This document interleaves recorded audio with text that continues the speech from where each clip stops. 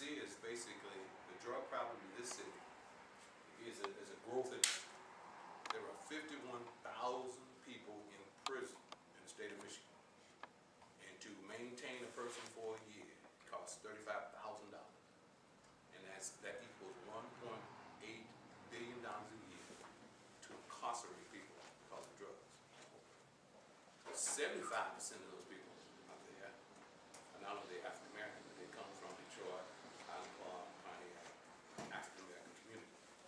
Now, if 75% of people there are because of drugs, then the next question is, okay, how and why?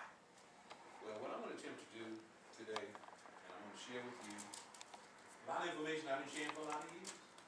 I've been sharing for a lot of years because as the former drug education prevention officer, over 30 years ago, I was telling folk that if we didn't do something about the drug problem, we were going to suffer in this city. Now let me say from a suffering level. And I want to just 1 second, I need to get my towel, because let me tell you what happened for me. In my treatment, I receive hormone therapy, and sometimes I sweat. Jacket on. And I'm still wipe my brow. Let me say that the drug problem. For those of you who didn't know, July 23rd, 1967 was an infamous day in the city of Detroit. And everybody remember that day. What was that day? July 27th. Urban Rebellion. Civil disturbance. Okay, that we had in the city for 5 days. And the civil disturbance took place all around the city. Now, mysteriously, 1968, this little red capsule began to arrive in every neighborhood where there were civil disturbances. These little red capsules were filled with heroin. Heroin is a drug that basically starts from the opium poppy plant and is processed into heroin. Well, the purpose of the opium poppy plant, the world community allows for poppies to grow so that morphine can be made for hospitals. Heroin is a conversion from morphine to heroin. Heroin has never been a legal drug. Now, in 1887, heroin was discovered as a cure for people from the American Civil War who were addicted to morphine, but it never was a legal drug. But again, remind you now, 1887, in 1968, that heroin started arriving in our community.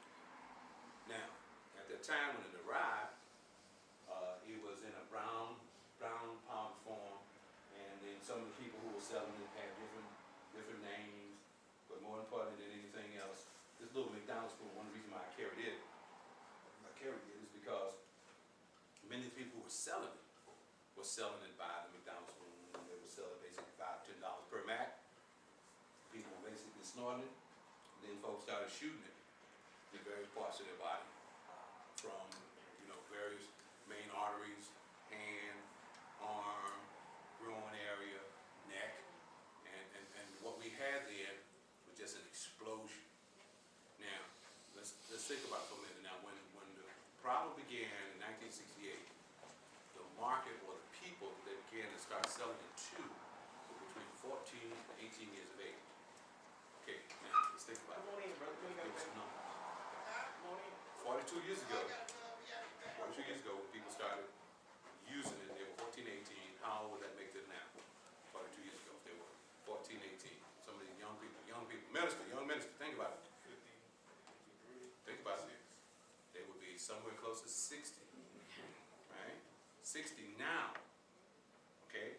And so if they were using drugs then, now many of them didn't live. Now let me tell you now, for those who didn't know, let me tell you. The drug itself causes a physical and psychological dependence, meaning that you have to have it. And you want to have it. So having to and wanting to, two different combinations, deadly combination. Then that means then a person will do anything to get it. So let me tell you what happened in Detroit. So in 1968, we started seeing a lot of things happening. By 1980, excuse me, 1970, people who were selling it began to start realizing that if you mix quinine, lactose, baby powder, you mix with the brown substance, you can stretch it. If you stretch it, you also needed some 14, 18-year-olds to sell it too. So what again, a lot of folks started doing is when they started stretching it and selling it, they start going to certain neighborhoods, certain territories. Certain folks said, no, you can't come to my neighborhood. So what we had then, we started having gang warfare. You began to start seeing that one group versus another group that would come into communities and say, no, not in my neighborhood. In 1971, there were 803 people that were killed in the city of Detroit because of drugs. You hear me? 803. Now, mind you, prior to that, you never had more than 250 people killed in the city of Detroit.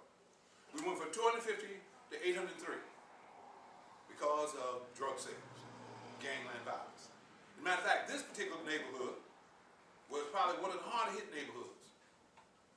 It was nothing to find 3, 4, 5 people killed in the house. Drugs.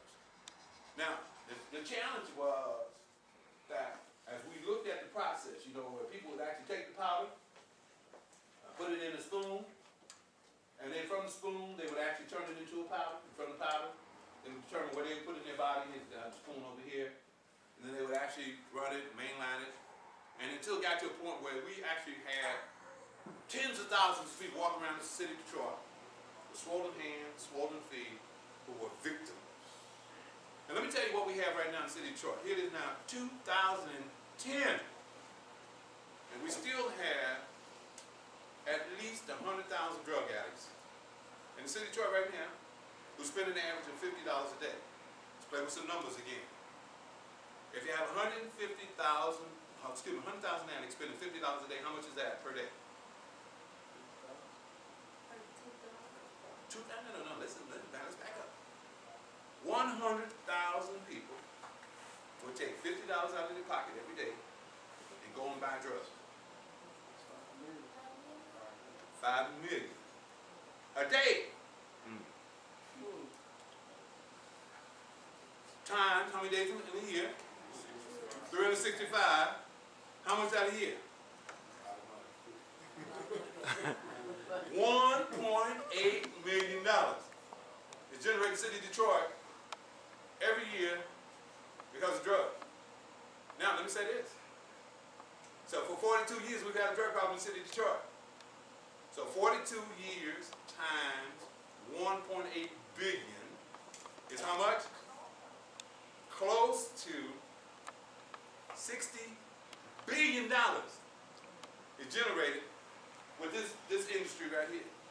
So to stop the drug problem in the city of Detroit is the same as asking General Motors to go out of business, and General Motors didn't go out of business.